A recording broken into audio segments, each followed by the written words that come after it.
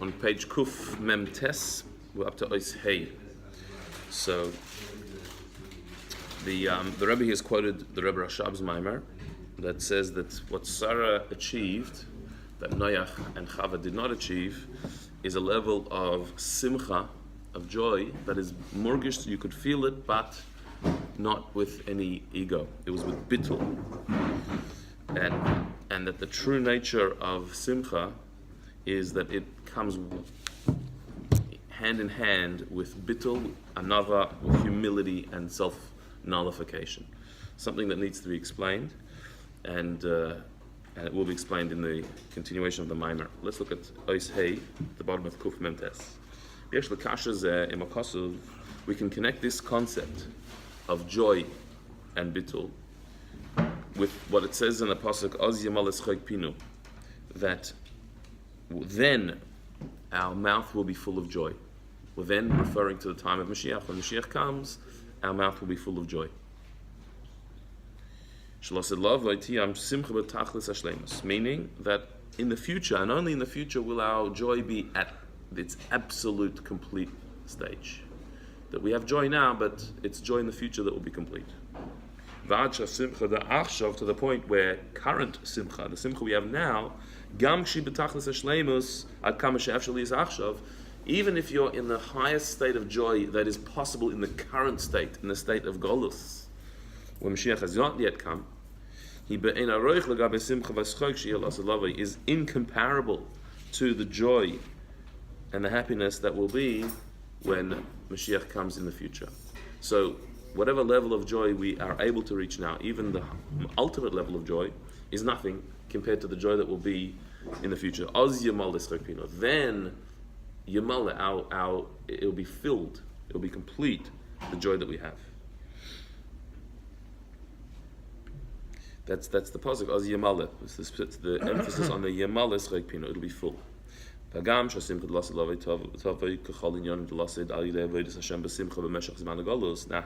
on a minute. We know there's a principle that everything that happens when Mashiach comes is as a direct result of the avodah, the work we do now. Mashiach is not just an automatic thing that Mashiach comes. Mashiach is something we achieve, we make, we create. Through the work we do in Golus, we create the Mashiach world. Mashiach is a result, is a consequence of our avodah. This is a principle that is set forth in Tanya Perek Lamed Zayin, chapter 37, that the revelations that come about when Mashiach comes are as a result of our work now. We are trying to bring the Elokus, the divine light, into the world. That avodah creates the divine revelation that will be when Mashiach comes. So if we didn't do anything, then Moshiach wouldn't come, so it's only a consequence of our reaction. Correct. Yeah. We have to make it happen.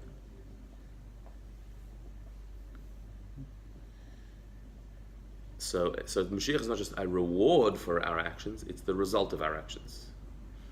So if that is the case, that means every detail, every revelation that happens when Moshiach comes is an extension of what we do now. So, if when Mashiach comes, there'll be a revelation of absolute joy, if the simcha will be at its ultimate level, that must be as a result of our avodah now of simcha. That it's not disconnected. So, when you say avodah of simcha, do you mean like enjoying a mitzvah or doing something? Well, yeah, Ivdus Hashem Simcha, serving Hashem with joy in everything that we do, which is everything we do is serving Hashem and doing everything with joy. That itself is an avodah. So like everything else, when Mashiach comes, the joy that we will experience is a result of the joy we have now. But so that sounds like there's some relationship between them. This is somewhat comparable. The joy we have now will create the joy of when Mashiach comes. But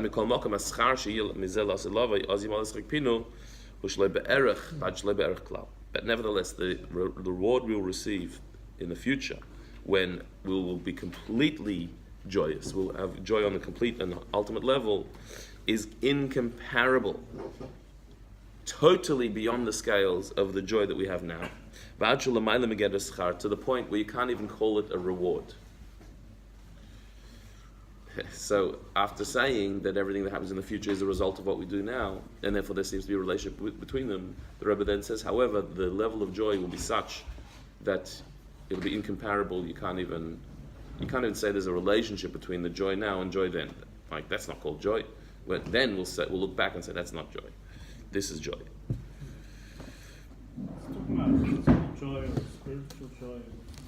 I mean, it means a real happiness. It's talking about a feeling, a sense of satisfaction, of completeness, of absolute joy.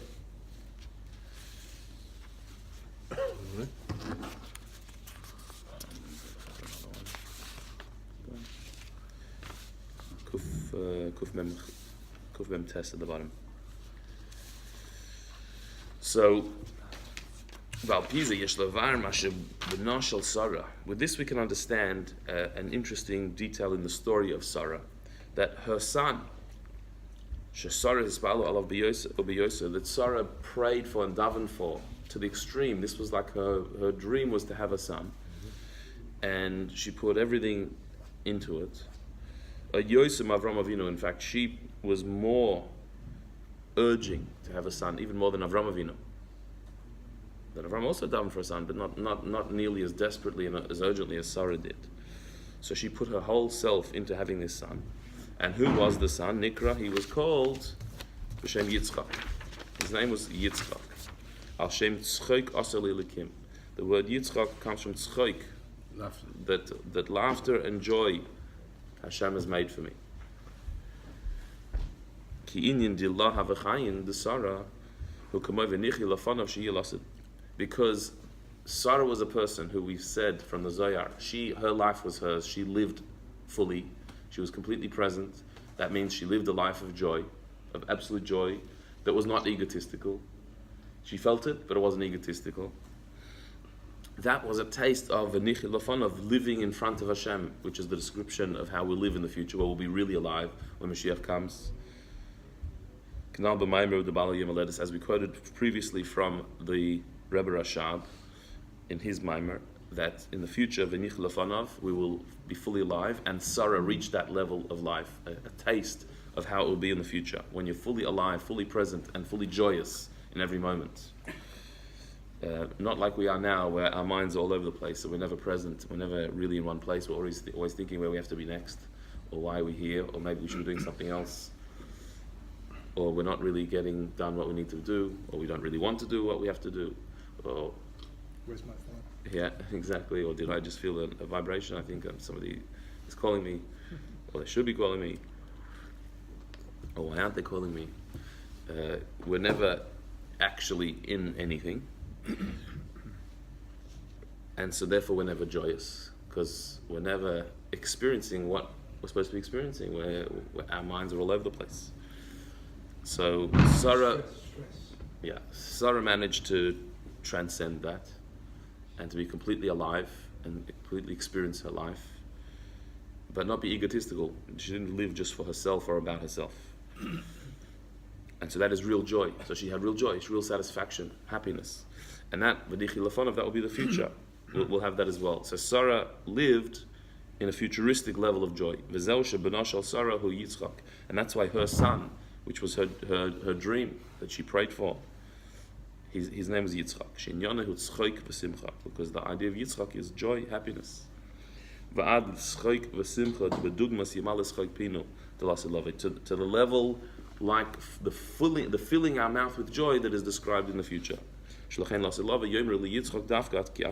why, interestingly, there's in the Gemara it says that in the future we'll point to Yitzchak and say specifically to Yitzchak, you're our father. That Yitzchak, even more than Avram, even more than Yaakov, Yitzchak will be emphasized in the future, because Yitzchak is Schoik and Oz Yimal is Schoik Pinu, joy, the joy of Yitzchak. How does that fit with Yitzchak being Gevurah? It seems to be the opposite, that joy, happiness, lightheartedness That seems the opposite of gevura, which is harshness, discipline. So that the maamar will explain a bit later. But what we still need to explain is the central theme and the idea of this maamar, and that is this connection between simcha and bittul and anava, that being in a state of joy and being in a state of humility seem to be the opposite. And yet, we've said that the reason why Sarah reached the level of true joy, higher than Noach and higher than Chava, correcting their mistake, was because she was totally nullified. She was malchus, which was completely devoted to that which is beyond her, and so therefore she had simcha. How can you have simcha and bittul? Why would the two come together? And with that, maybe we'll also explain why Gevura and Yitzchak is joy. So that's involved. Obir inyan hasimcha shebechinas bittul, to explain the idea of joy that comes with bittul, with self-nullification. To the point where you can even have simcha that is revealed simcha, and you're still in a state of bittul. Revealed simcha means not just deep down in your heart you have some sense of satisfaction, but you're dancing and singing and joyous and smiling and upbeat. In the external sense, you're feeling and experiencing the joy, and yet that feeling is not a self-centered feeling, self-absorbed feeling. How can you have that? We understand that you could be in a state of nothingness, where there's some inner satisfaction. It feels good because you are serving a high purpose. But when we say joy there, we're talking about a joy that is subtle, that is internal. So when somebody knows they're doing the right thing, it's hard, but you're doing the right thing. You're disciplined enough to stick to the right path and to live morally and to do what you're supposed to do. So it's not fun, but you're committed to doing the right thing, and so there was an inner satisfaction that we understand. But he was saying that the simcha that comes with bittul is bizgalus, is revealed simcha, even revealed simcha that you feel, that you're joyous, that you're happy, that you're positive, but you're not feeling it in a self-centered way. How does that actually work? So says the Rebbe, the true experience of joy is one that comes as a result of anava, humility, and bittul.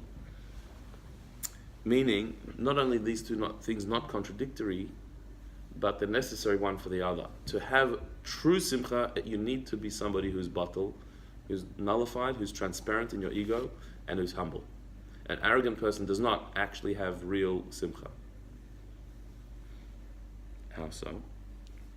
Like it says in the pasuk in Yeshaya, "V'yosvu anavim ba'avaya simcha," that the humble increase their joy in Hashem.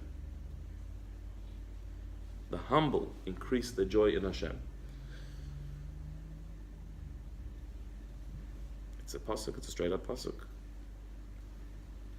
But again, we need to understand what's the connection. How is humility the precursor to joy?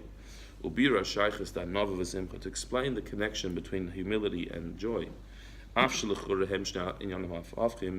Even though at first glance you would think they're two opposites. Joy is me expressing myself, humility is me nullifying myself, negating myself. How can they be two parts of one? So the Alter Rebbe has a maamar on this pasuk that says that the humble increase their joy in Hashem. And there are many other maamarim of the Rebbeim after the Alter Rebbe. Each Rebbe said a maamar, at least one, or sometimes more than one, on this topic of joy being hand in hand with anava, with humility. The Gamba maamar anal shel bal yom, that is including the maamar that we've been quoting from the Rebbe Rashab. So that all of them explain it in the same way. Let's first understand what humility is. Humility is not that a humble person mistakenly thinks that they have nothing to offer, that they don't have any gifts or any talents, that is not humility. That is a mistake to think that that's a humble person. A person who puts themselves down or sees themselves as useless, that's not humility. That is negating reality. You do have talents, you have things that you're good at, you have gifts that you have. It's not humble to deny that. Ki'im, rather, what is humility? That you're very acutely aware of the gifts that you have. You know exactly what you're good at. You know your talents and abilities. You know all of them. You're aware of all of them. There's no talent that you have that you're not aware of to be humble, to be truly humble. And the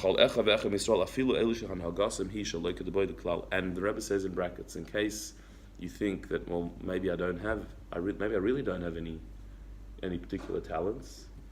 So the Rebbe says in brackets that every single Jew, even those who are not behaving how they should, not only do they have mitzvahs, even those people that are not doing the right thing, they do have mitzvahs. But in fact, mitzvahs fill their existence. Their identity is full of mitzvahs. Like the Gemara says, that the emptiest Jew is full of mitzvahs like a pomegranate is full of seeds. And anyway, we know the pasuk says that your people are all tzaddikim. And every Jew has a presumption of innocence, of goodness, of righteousness. So therefore, there's no person who is not full of milas. Here we're saying milas. We're not saying they're good at tennis, or they have neat handwriting, or they're a great cook. We're saying every yid has milas, has gifts, moral gifts, personality, character gifts, where they're a good person, that they do good things. Every single person has that. Real milas, real advantages to their, pluses to their personality. So if I look at myself and ask myself, am I a good person? If I'm humble, what's my answer to that? Yes. If you say no, then you're lowering yourself. So if you ask a humble person, are you a good person? What do they say? Yes. Are you a great person? This you don't know. They said. Are you a great person? Ask a humble person. Are you a great person? No, because you yes. don't like it, huh? I have amazing. I'm a yid. I'm full of mitzvahs. Are you an amazing person? Are you an outstanding person? Yes. A humble person should be able to say yes to all of these things. Absolutely yes. To deny it is to deny reality.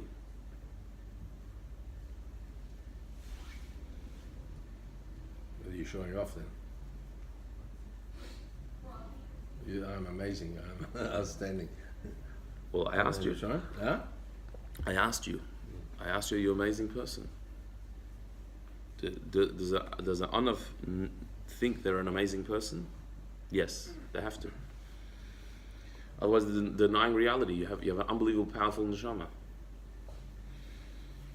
So then, how is that not arrogance? How is that a humility? To say that I have all these amazing powers, I have all these amazing gifts, I have such goodness. How's that not arrogance? So the Rebbe explains after the brackets. But even with this recognition of your greatness, you don't become an existence in your own eyes. And certainly you do not become arrogant in your own eyes. Right? An existence is that you exist, you take up space. And arrogance is that you're full of yourself, that you're the center of the universe. So even with your recognition of your greatness, you don't become a Metzias, an existence, and certainly not an arrogant existence. How not? Ki yodea esa emes. Because you know the truth. The truth is, that the gifts that you have are not your achievement. It's not something that you created. You were given the powers to be great, were given to you from above. So your greatness, you can't take credit for it. It's not yours. It was given to you. It's not something that you achieved. And so, recognition of your powers, of your gifts, of your abilities, of your goodness, your amazingness, that is necessary because Hashem gave this to you. But that can't lead you to arrogance because Hashem gave it to you.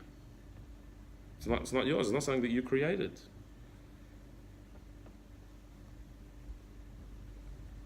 These are the tools that Hashem gave you to fulfill your mission. If you don't recognize that, you're negating the truth. You're being ungrateful for what Hashem gave you. But if you take credit for it, then you're misappropriating the gift. You're making it as if it's yours. This is given to you. This is bestowed from above.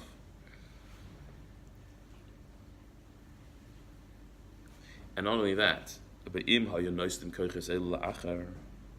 if Hashem would give the gifts He gave to you to somebody else, they'd also be on your level.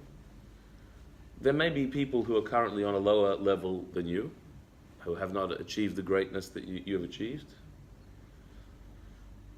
But that's because they weren't given the opportunities you were given. If they'd be given your opportunities, they'd also reach your level. And in fact, if you're humble, you'll recognize that if somebody else was given your opportunities, they would utilize them better than you did. Because there's two things. There's the gifts you're given, and there's how you use them. So if you've reached a certain level, that is because you were given those gifts and you utilize them. Somebody else has not reached that level. Well, if they would be given your gifts, then they could have done just as good, or better, they could have used your gifts better. And that has to be a true belief, a true calculation. So now we've clarified what does anava, what does humility mean? It's not what people think, that you put yourself down. You say, I'm a nobody, I'm nothing, I'm not really good. Most of the time when people say that, they don't mean it anyway. That's real arrogance. Oh, I'm nothing, I'm no good. But how do you explain the Navi who says, Alita Halel Acham Bechokmatat? Chacham shouldn't show off. Shouldn't show off. Of course you shouldn't show off. But you have to know your greatness. You have to know your power. That you have to be aware of. This is talking about your awareness. What do you think of yourself? See, people who think lowly of themselves, they're the ones who are the most arrogant. Because they don't believe that they really have anything to offer, so they have to inflate themselves because they're scared that they're really got nothing. Yeah. And so those are the people that are always talking about themselves. I was talking about how great they are. Now this, I did that, and that, because they're scared that there's actually nothing there.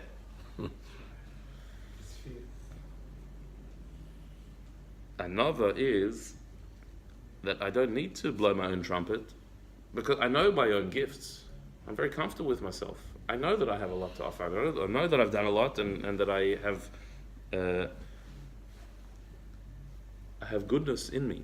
I've achieved a lot, but I know that that's not me. That's given to me. That's what was given to me. So I'm very comfortable in my own skin. I don't need to put anyone else down. I don't need to try and always be right, or always be the one talking, or always be in the center of attention. I'm comfortable to give that to somebody else because I know that I'm somebody. If you're not sure that you're somebody, then every time you need to be the one talking because maybe I'm not here. I have to be the loud one. Whereas if you're comfortable in yourself, you don't need to be. You can give somebody else the center stage. But when you have to do something, when you have to make a statement, when you have to stand up, you can do that as well. And that's also not arrogance. That's because I've got a mission. I've got wisdom to share. I've got ideas that are worthy. Mm-hmm. So a humble person is not a doormat. A humble person is not a pushover. A humble person will speak out when they have to speak out. But they know that that's because that's their mission. They don't take credit for it. It's all a gift from above. They were given these opportunities, and had somebody else been given those opportunities, they may have done better than me.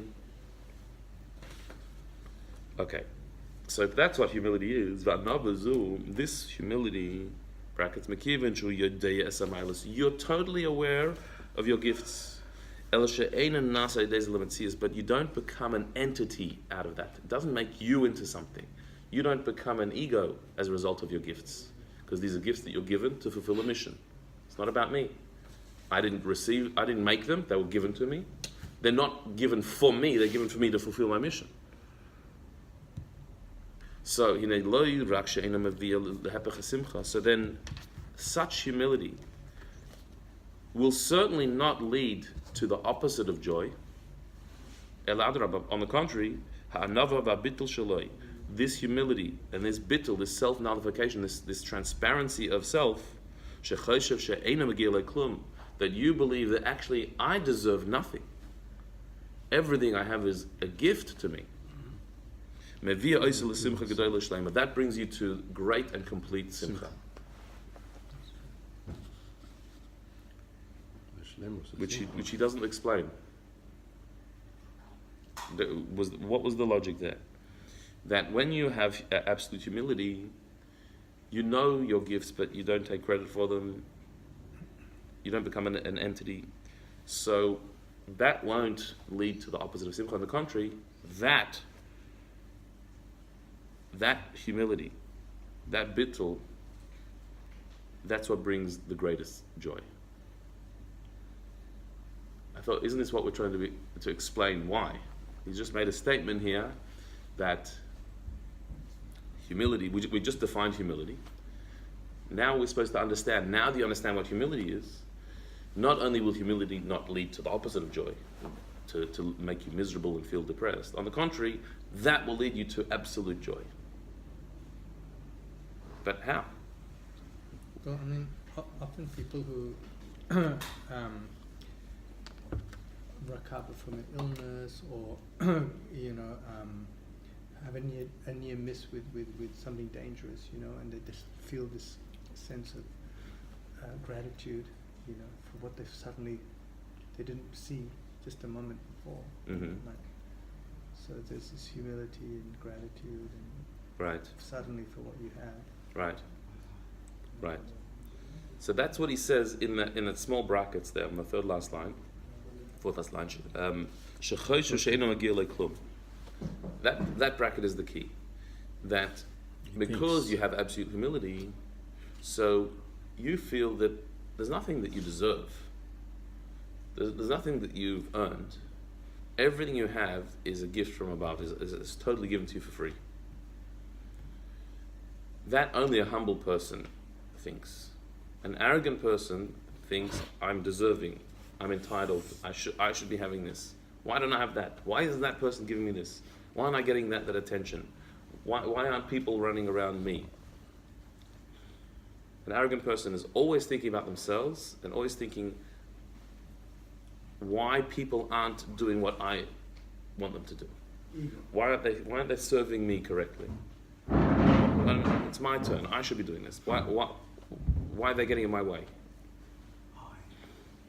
So everything is deserved, and everything they don't have, they're missing. They feel that they're entitled to. This is the road to misery, and this is why people are depressed today, because they're completely self-absorbed and thinking that they deserve everything.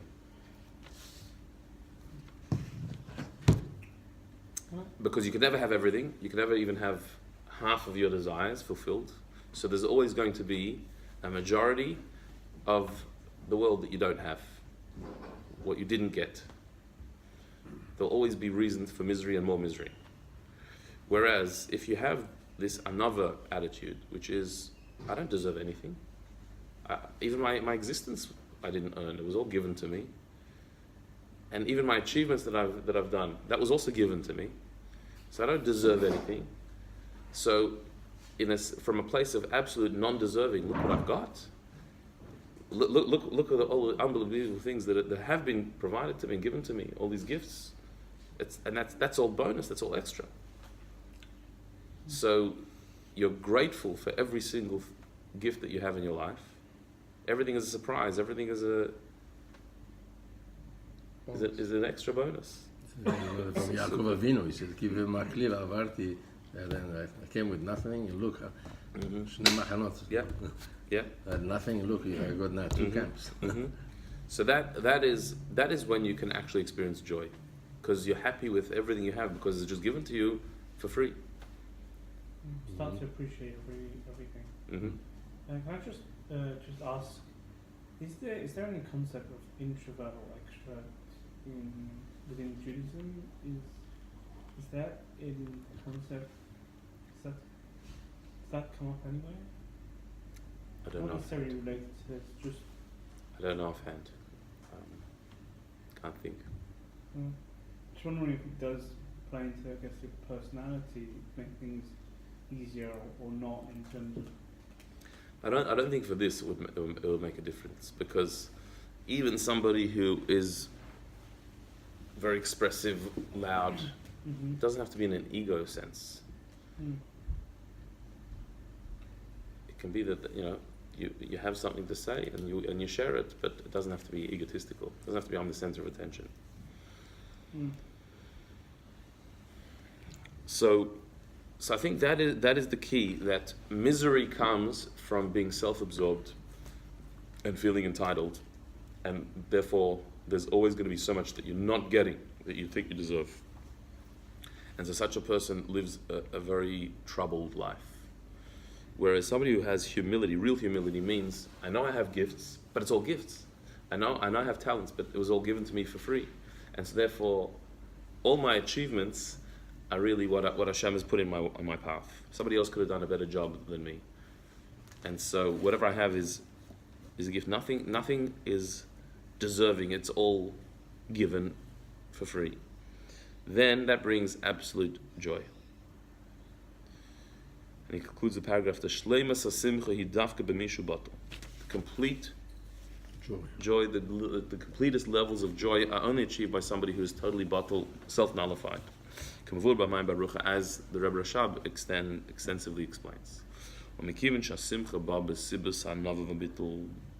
So now that we have concluded that joy is something that comes as a result of humility and bittul,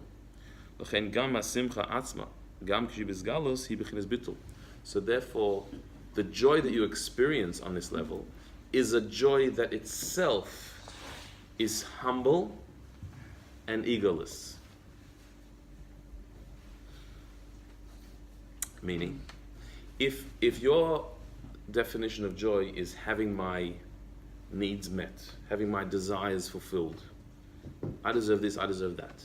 So because your joy is self-centered, because it's about having my needs met, I deserve this, I should get that. So the way you experience it is a self-centered joy. It's about my experience of joy. It's all about me. Whereas if your joy is one that is experienced as a result of humility, I deserve nothing, this is all a gift. So then even the experience of the joy, it's not about my experience. It's not self-centered. I'm experiencing it, but it's not about me, because that's not the whole point. Meaning,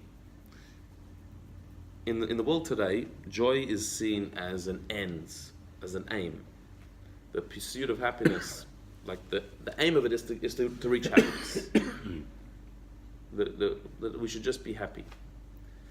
But that itself is a self-centered pursuit. It's about me being happy.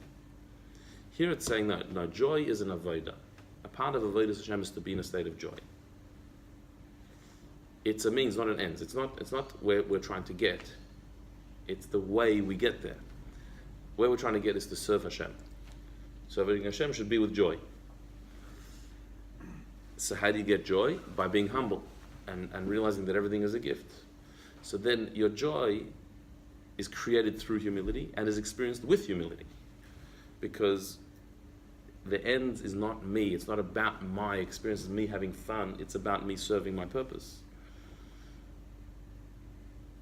So therefore the joy does not have to be an egocentric joy.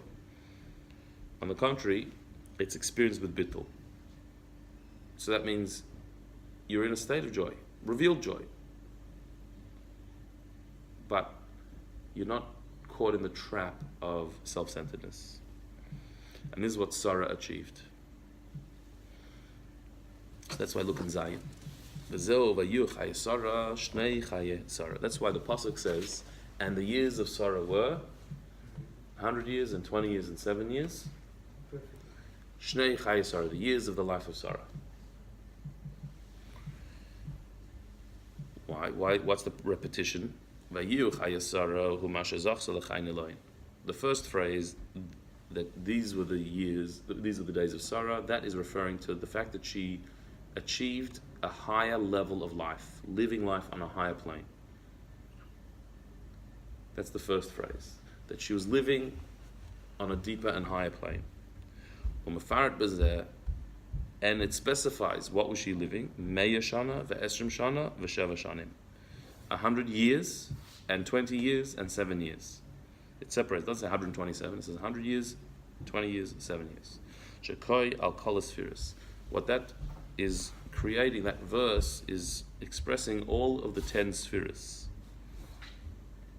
As the Rebbe Rashab explains, the Meya Shana hu b'chinas arich. That when it says 100 years, it's referring to the level of arich, which is the level of keser, the crown. As the atik, the deeper level of the crown, shines into the lower level. Atik and arich are two levels of keser. Arich is chitzonius keser, the external level of keser. Atik is the pnimius keser, the inner level of keser. And so Meya Shana, the 100 years that Sarah achieved, was that she was connected to the level of keser, of atik, as it shines into arich. That's why it's in the singular, Meya Shana, 100 year, not 100 years, but year, because it's the unification of one sphera of keser. Or in the case of keser, it's really above oneness, above one. We know that when we say Hashem is one, we don't mean just the number one.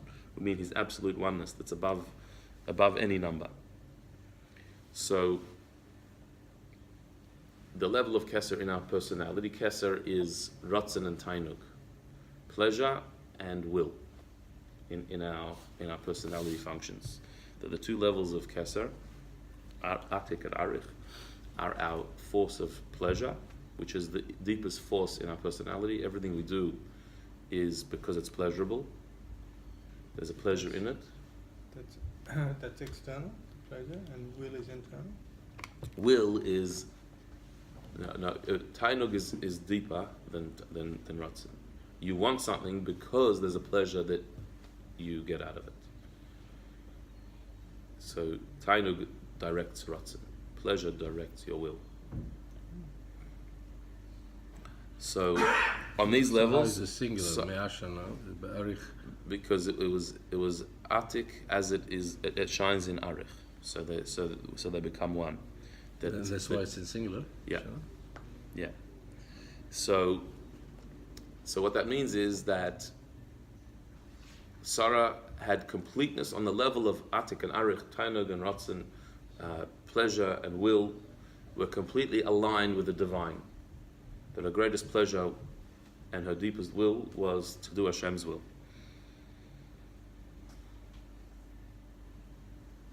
And that's the number 100 in her age. And then the Estrim Shana, it says, and she was 20 years as well, who is Chachma and Bina. That's Chachma and Bina, the intellectual levels of the soul, which are a step down. the will and pleasure are the motivating forces in the personality. Then Chachma Bina are cognitive, intellectual faculties. That's Esrim Shana 20. V'sheva Shanim hu b'china zayin midas. And then 7 years are the 7 emotional faculties, from Chesed down to Malchus. Shivas Mea Binyan, the 7 days of creation. So she's got 120 and 7. 100 is Keser, 20 is Chacham Bina, 7 is Midas. And we see as you go further down, the number goes down from the hundreds to the tens to the units. Because on a higher level, the world of Keser, it's 10 times 10. In the world of Chacham Bina, it's times 10, and then in the world of Midas, it's individual numbers, 7. So 100 and 2 and 20 and 7. That on all 3 levels, on the intellectual level, on the emotional level, as well as on the primal levels of Ratzon and Tainug, she was complete. So, Chayin Elayin, she was living on a higher plane in all of the levels of her personality.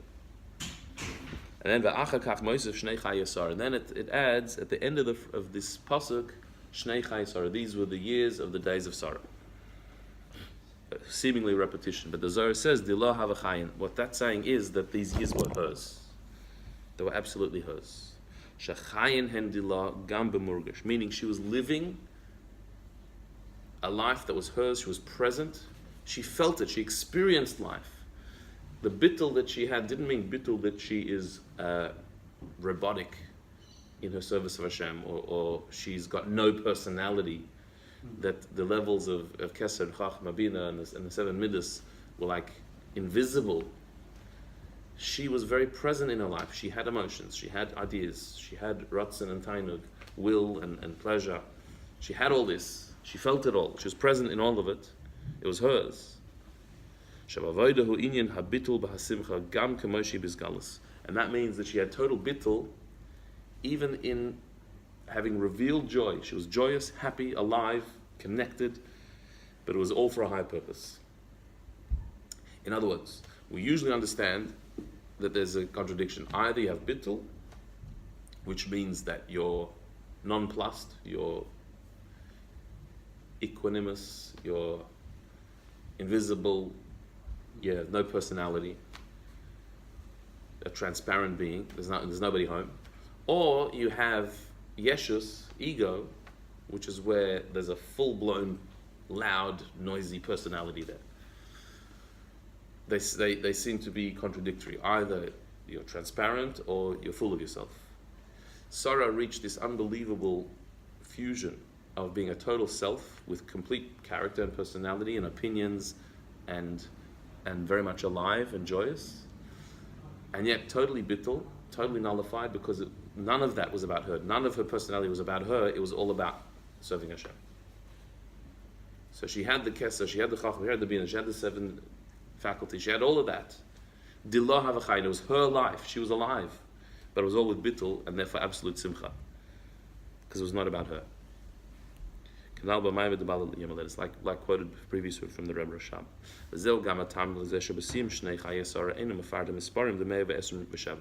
And that's why in the end of the phrase, it repeats the years of the life of Sarah, but it doesn't repeat the number 127. Because the idea that you can be in a state where you're experiencing life, and yet you're in total bittul, which is the bringing together of 2 opposites, murgush or bittul, feeling and nullification. I'm present, I'm me, and yet I'm not about me, I'm about something higher. That's on a level that's above any division, any limitation, any description.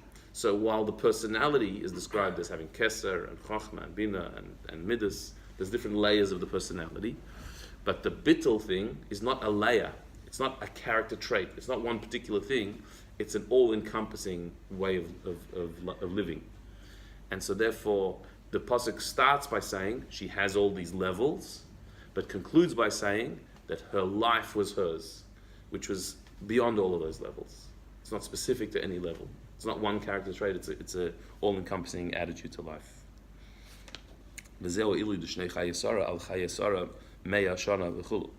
And that's the advantage of the end of the pasuk when it says this is the life of Sarah over the beginning of the pasuk when it specifies 127 years.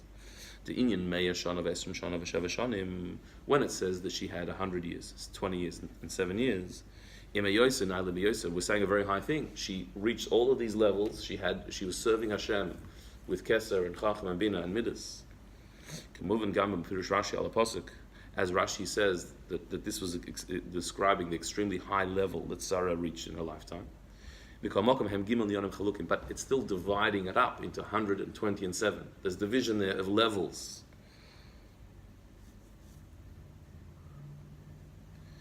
That when it just says Shnei Chayei Sarah, the years of Sarah's life, they're all equal. There's no division, there's no levels. L'mayla mischalkus, which is above any level of division, any compartmentalization. And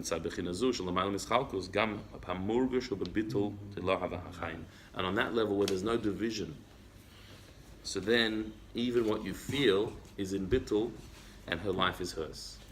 What that means is that usually we divide up our different experiences. So if